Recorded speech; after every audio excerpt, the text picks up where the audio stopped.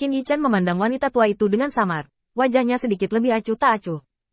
Bahkan jika dia tidak bisa menggunakan kartu truf yang disiapkan untuk si, Qin Yichen benar-benar yakin dia bisa mengalahkan Chang Le. Tidak ada yang lain. Karena dia adalah Qin Yichen, bukan si. Dia memiliki banyak cara. Bahkan jika jiwanya rusak dan kekuatannya terbatas, pertempuran tidak pernah menjadi perbandingan kekuatan yang sederhana dan kasar. Dengan lambaian tangannya, Qin Yichen mengeluarkan perintah untuk mengusir para tamu. Turun. Aku punya keputusan sendiri. Setelah berbicara, Qin Yichen menunggu di tempat. Dia sedang menunggu orang di belakang layar untuk bertemu dengan dirinya sendiri. Dia tidak bisa duduk diam pada saat yang begitu penting. Tidak seperti yang diharapkan Qin Yichen. Sesaat kemudian, sebuah suara terdengar di telinganya. Seberapa yakin kamu dalam pertempuran hari ini? Apakah kamu pernah menyerap kabut hitam di Black Soul Pool? Meskipun suaranya telah membuat metode khusus, orang tidak dapat mendengar suara siapa itu. Tapi siapa Qin Yichen? Sebuah pikiran memprovokasi Daova, dan dalam sekejap, ia mengikuti arah suara dan langsung menelusurinya ke belakang. Menutup matanya, Qin Yichen berisi ruang yang dengan cepat berlalu, bergegas dari halamannya ke gunung belakang rumah Zongtian. Di antara gunung yang tak terhitung jumlahnya, Qin Yichen kehilangan tujuannya. Karena kesadarannya dihentikan oleh lingkaran sihir. Di kedalaman gunung belakang, tampaknya beberapa hal lama tidak mau kesepian. Qin Yichen tersenyum sedikit, dengan rencana di hatinya. Untuk menangani distrik Changle, metode itu tidak diperlukan. Semuanya, tunggu saja berita kemenanganku. Setelah berbicara, Qin Yichen mengambil inisiatif untuk memutuskan kontak. Karena bukan pemilik rumah yang mengagungkan dirinya sendiri, masalahnya menjadi lebih sederhana. Kedua kekuatan itu sedang bermain-main dan mencari hak. Orang-orang seperti itu adalah yang paling mudah digunakan, bahkan jika identitas mereka terungkap di masa depan. Selama mereka membawa manfaat yang cukup bagi mereka, mereka akan menutupi diri mereka sendiri. Kekuatan keluarga, perselisihan internal. Hal-hal umum di pengadilan 3000 Dao ini membuat Qin Yichen lebih memahami sekte pembunuh dewa. Setelah memahami, akan ada lebih banyak tindakan pencegahan. Di malam hari, Qin Yichen datang kering sesuai dengan posisi dalam ingatannya. Ini bukan arena, ini adalah langit tinggi yang terbagi. Di tepi langit ini, berbagai formasi sihir muncul samar-samar, dan Anda tidak perlu memikirkan peran mereka untuk mencegah akibat pertempuran menyebar. Changle sudah menunggu di tengah ring saat ini. Terlihat sangat rapi dan sibuk. Di luar langit ini, ada orang yang datang untuk menonton. Sudah selama ini, kenapa sih belum datang ke sini? Bukankah normal untuk tidak berani muncul?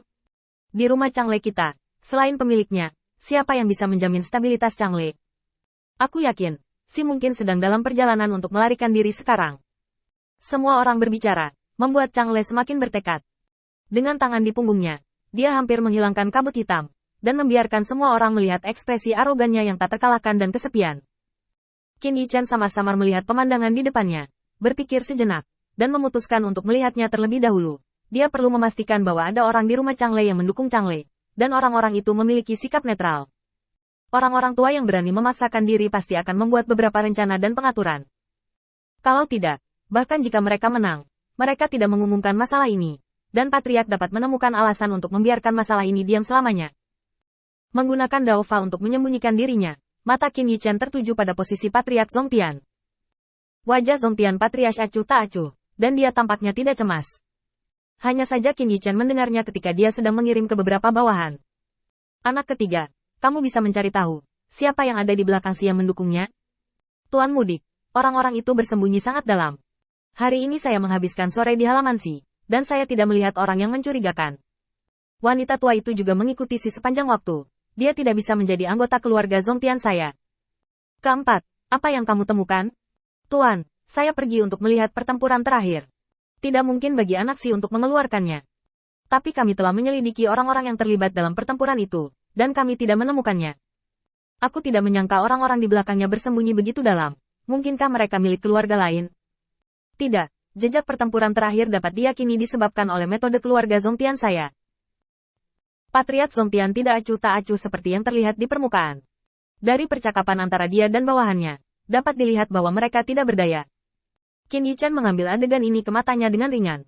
Hal-hal lama ini, bukankah mereka benar-benar tidak siap? Qin Yichen sakit kepala ketika memikirkan orang-orang di dunia ini, terutama perasaan yang dibawa kepadanya oleh Ares, Dewa Perang. Tampaknya ini benar-benar mungkin. Lagi pula, orang-orang di dunia ini tidak pandai dalam strategi dan perencanaan. Bahkan konfrontasi itu murni perbandingan kekuatan keras. Qin Yichen menggosok dahinya. Sepertinya aku tidak bisa lepas dari kehidupan merencanakan mereka untuk saat ini. Tidak bisakah kamu lebih pintar dan simpankan aku camilan? Merasa tak berdaya, Qin Yichen menghela nafas lega, siap muncul dan bertarung melawan Changle. Pada saat ini, Changle tiba-tiba berteriak. Jika kamu tidak keluar, gadis di rumahmu itu akan menjadi milikku. Semua orang di keluarga Zongtian mengikuti. Pengecut itu melarikan diri.